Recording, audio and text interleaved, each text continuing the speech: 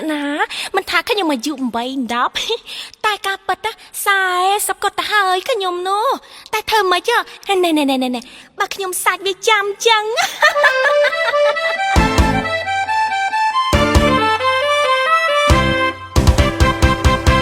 កុំសើចកុំយំកុំខឹងនឹងខ្ញុំអីនេះខ្ញុំយកប្តីក្មេងតាំងដងគោឆៅខ្ញុំបើកម្លាំងខ្លាំងក្រៃលែង